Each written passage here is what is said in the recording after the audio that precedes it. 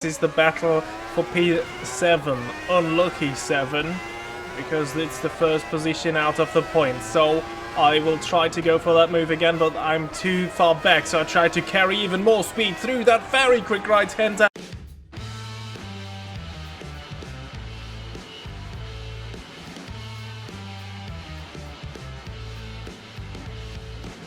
Welcome back to the final race in Europe of our 1994 Formula 1 season in Automobilista 2, and we are getting into the business end of this one.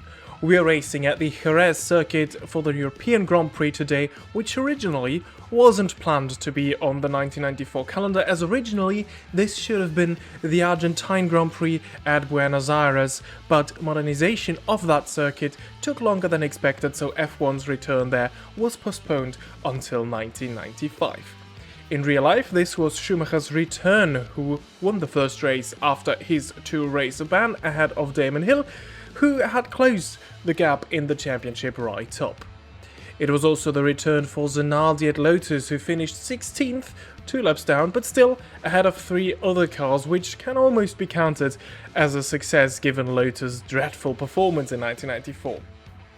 As we're still aiming for a top 10 finish with Zanardi in the championship this year, I go ambitious with the target for this race, as I want to score at least 1 point again. But again, this is easier said than done, because once more we inherit Zanardi's real-life qualifying result, which again sees us far outside the top 13. We have to go all the way down to 21st to find us. Let's try to make the best of it as we go racing at Jerez.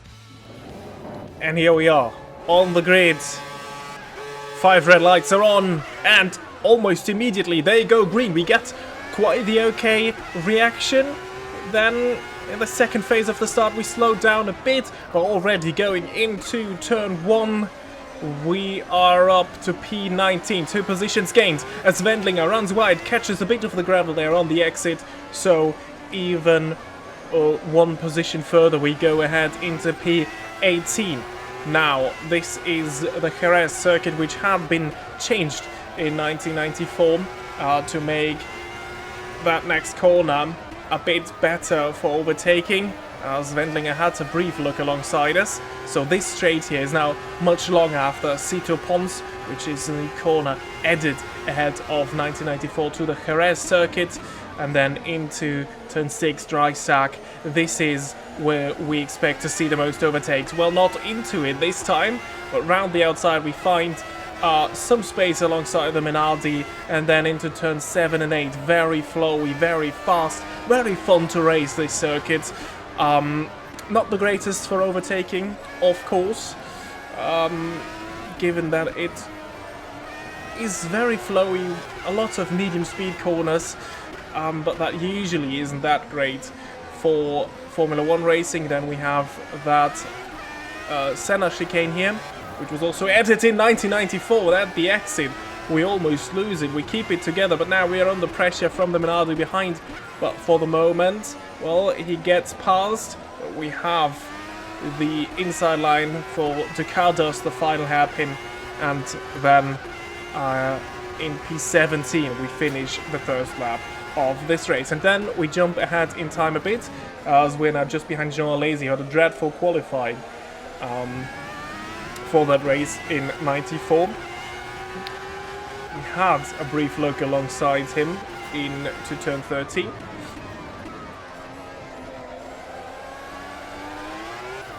But then into turn 2 we see an opportunity, we dive down the inside, and for the moment we are past. Bear that in mind that I said for the moment, because I struggle a bit through that ultra fast left-hander, which is not quite flat out, at least with these heavy cars. Then I'm a bit late for turning into Sito Pons, and that is a lazy through again.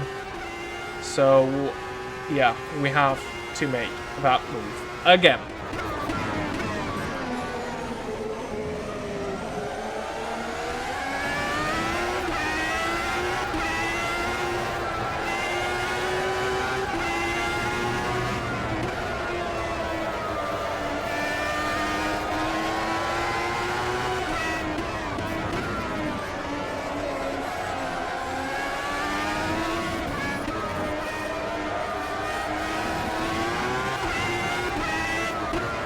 Well, and I would say that was an unusual attempt at an unusual spot, then into the chicane. We briefly were alongside, but then he has the better position for the two quick right-handers. So again, we leave the braking late into the final hairpin. And then we are ahead, and let's also try to keep it that way, which we didn't manage that lap before. Next car up the road is Marc Blondel, and we will try to get ahead of him. What is a bit unfortunate is that into the circuit's main overtaking zone, which is turn 6, after the very long right-hander, we just don't get a great exit. And again, already in the setup for that corner, we run wide. Oh, but this time Marc Blondel ran a bit wide, and well, of course, I just follow him. So again, it's a lazy challenging us into turn 6. That's so unfortunate, because this is where overtaking is the most likely on that circuit. So we have to get creative, as I can't get turn 5 done correctly. But here is a bit of space. And this is where I seem to be quicker than the AI.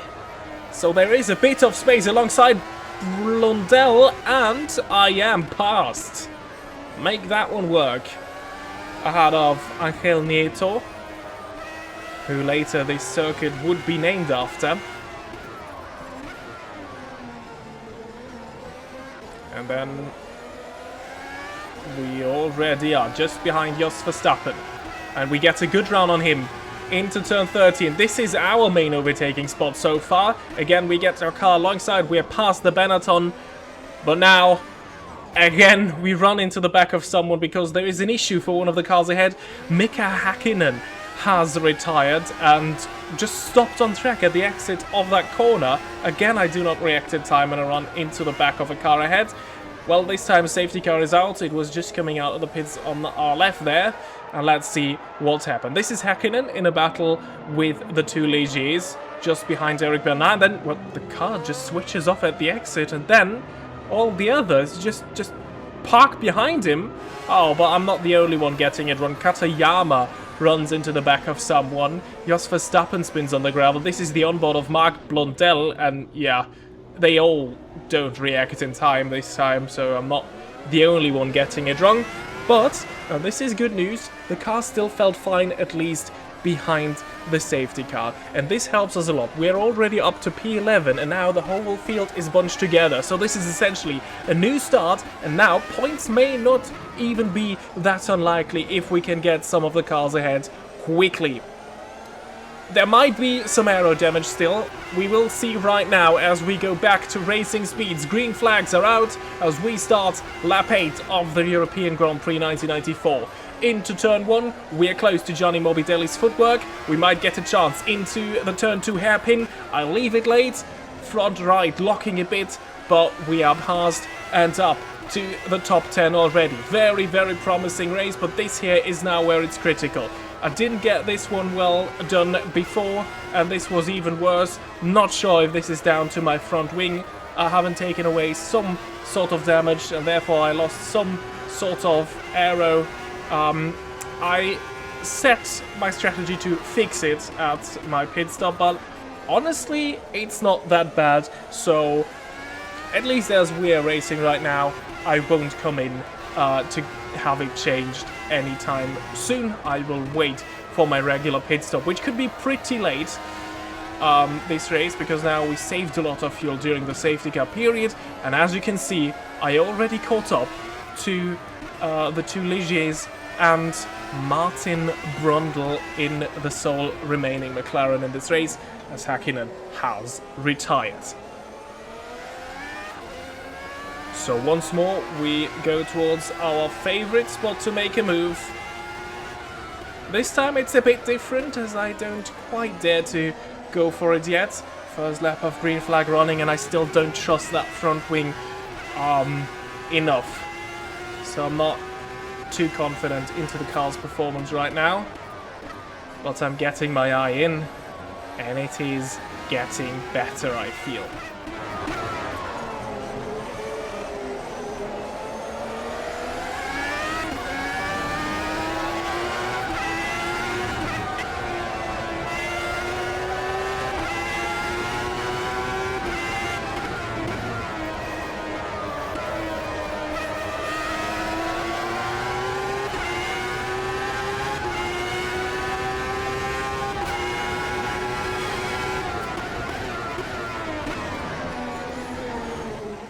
Look at that, the Ligiers are really holding us up right now. They are quite far off the pace, but Brundle doesn't find a way past them. This is where we've already made a move against Mark Blondel, the two drivers that I constantly get wrong, Martin Brundle and Mark Blondel. Well, we do the same to either of them, and we even find a bit of space alongside Olivier Panis, but we don't find our way fully through. And this is what I said, racing very, very difficult as Brundle makes contact with us into the chicane. That unsettled me a bit. Yeah, as I was just trying to make the point that racing is really difficult on this circuit. It may work very well for motorcycles, for which it is most commonly used. Maybe also for GT cars, but for these very aero-dependent Formula cars, where there is a lot of dirty air. This is not just a modern problem, but also one of the past. Yeah, following through these medium speed, flowy corners is very, very difficult. And yeah, that's the sad truth. These cars need long straights for slipstreaming into heavy braking zones. The Hermann Tilke formula, pretty much. There is a reason why he creates his tracks the way he does. Sometimes to more success, sometimes to less success. As I could go on talking about track and track design for ages, but let's focus once more on the two fully French cars, as French as it gets. Two French drivers, a French engine, a French team, as I find my way alongside Panis.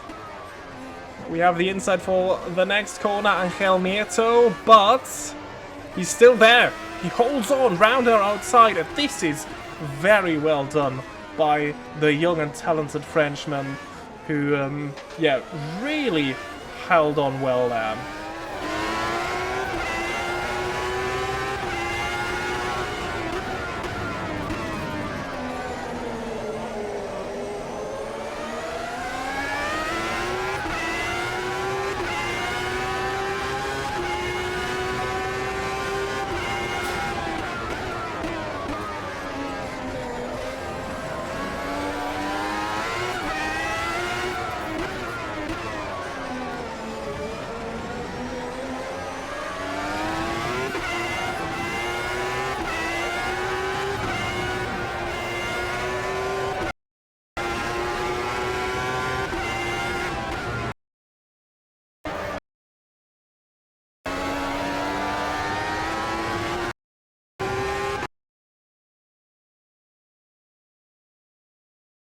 I'm getting desperate now because I see ability for points, but it's driving away.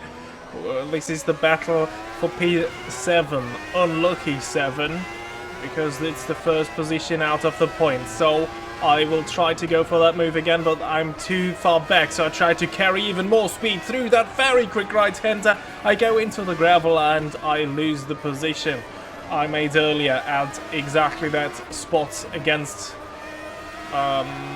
Brundle. So yeah, really, really unfortunate. Too desperate. Too much speed. Yeah. Calm down, Robin. You don't need a third DNF in a row. So, it has to be into the final corner. It's very late. I blocked the front left this time a bit. And yeah, Brundle played along. A bit lucky with that one. That the AI didn't slam the door in my face, so yeah, I have to take it. But bear in mind that things like this can go wrong very quickly, and then don't complain about it, because that would have been my fault if that went wrong. So this time we try again. I try to take a tighter line through Cito Pons. Doesn't work. Towards Dreiecksack we go. And then there is an opening alongside Panis. We do the up and under. He gets the better exit. But as long as we can still keep our wheel alongside... Oh, he gets a bit too far on the curve there on the inside. So even ahead of turn 8, we are past. And then look at this, ambitious late on the brakes for Angel Nieto. And we make that move up to P7. And let's try and get away as quick as we can from the two Ligiers. And spoiler alert, we did just that. Well, spoiler alert, you see it on your screens right now. As I'm catching up to our old acquaintance, Heinz Harald Frentzen. And so far this season, battles with him have the tendency to be quite explosive, let's say.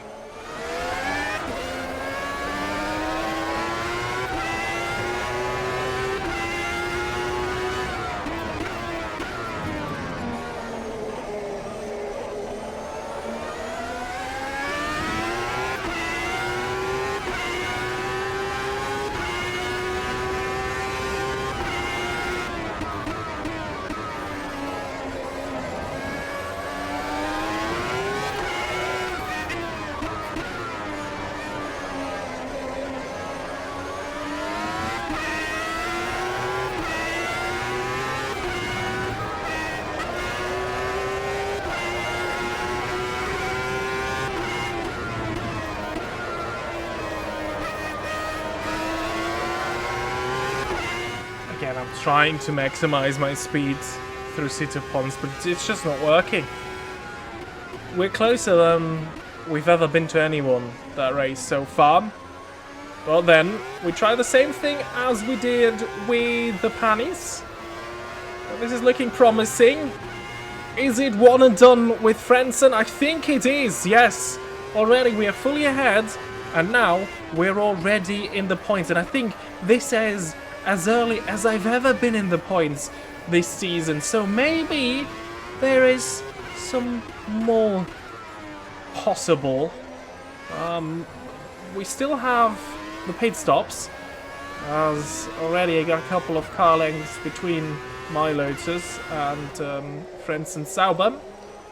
And well, we jump ahead in time quite a lot. Already lap 21 that we finish now of 35. And the first cars have come into the pits. Our front right is, well, barely holding on at this moment, but I extend this one for as long as I can. And briefly we go up to P4, which, well, you could say is good news, but yeah, the cars that are now behind us are the next cars that were just up the road, just in exclamation marks, because yeah, they almost had a full pit stop on us. So this is unfortunate. Oh, as Barrichello has a look into the turn 6 hairpin. And yeah, he almost takes us out there. They may have a heavier car now, but I think, yeah, the tires are just not it anymore. But after this lap, I have another lap worth of fuel in the car, so we can extend this one for a bit longer, and who knows, maybe there's a safety car, something can still happen. But I think even if we come in 2 laps later, the gap to these two will be so big, and also there is a huge gap behind us then, so if there is no retirement, P6 might be the best that's possible today. But still, we are defending from them to cost them as much time as possible. I will come in at the end of this lap. But yeah, he's filling my mirrors. He's all over me. I run wide here again. And now Barrichello fights his way through there. This is helping him in his battle for P4 with Gerhard Berger, who is the Ferrari just behind. And again, we run wide into Cito Pons, or through Cito Pons. Hairpin coming up. We keep him behind, which is good. And then look at that, he's gone. He is gone. There is a yellow flag. And this might be an opportunity still. An unlikely opportunity. Here's a replay of what happened to Gerhard Berger. He's alongside through 5. Then we get a bit of slipstream there from Barrichello, so we edge ahead again. And then this has nothing to do with me. This is just him getting it wrong on his own. He spins around, and then this costs him a couple of seconds. Now, is it enough for us to still come out ahead of him? Well, into the pits we go. This is the end of that lap. I decided against fixing any possible aero damage, so we'll just go for tires and fuel now. Look at the top left. Still 5th. Oh, well, that's Berger already passed. Oh, this will be a very tough job in 12 laps to catch up to Berger. Dare I even say this is an impossible job. Well, out of the pits we go. Critical point here. Tricky pit exit. Crossing immediately onto the racetrack. But there's no one there. And there was no one there for the rest of the race. We lapped a few cars, but this was all pretty boring, that final stint. We were still quick. I think we even may have gained some time on the next 2 cars, but there was just no catching them. As I said, they had pretty much a full pit stop worth of a gap. So, yeah. But we reached our target. It's another point scoring result. It will be the 6th position of our season. We did that in Barcelona, so Spain is very happy hunting ground for us. And then we also did it at Hockenheim, Spa-Francorchamps, and now at Jerez. To that list of point scoring results for Alessandro Zanardi in Lotus' final season in Formula 1. We finish in P6. And as always, let's look at the point scorers of this race. Schumacher wins ahead of the 2 Williams. Hill, crucially, ahead of championship leader Ayrton Senna. Berger even managed to get past Barrichello in that final stint, so despite that spin, he made more than up for it. And then, well, the gap is 13 seconds to Rubens Barrichello, so no chance of finishing in P5. We were not lucky with any technical issue for the top 5. And let's look at the championship standings after race 11 of 13. Senna retains his lead, but he's now just 2 points ahead of Schumacher. Hill slightly closes that gap, but he's still 11 points behind, so he needs to outscore both Senna and Schumacher next race to still keep a foot in that championship fight. But very good news on the second page of the Drivers' Championship as we overtake Eric Bernard with that point-scoring finish. Unfortunately, we're still behind Verstappen and Panis, despite having scored the same amount of points, but they both did it with a P3 finish, which is worth more than our 4 P6 finishes. And then in the Constructors' Championship, Williams have already won it.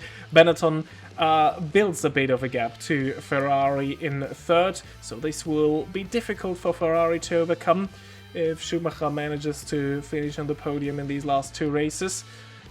And then it's still McLaren, Jordan, Ligier, and our Team Lotus still in 7th, but now on 4 points. I think that is the maximum that will be possible in terms of Constructors' Championship positions. Sauber then, the final team that has already scored.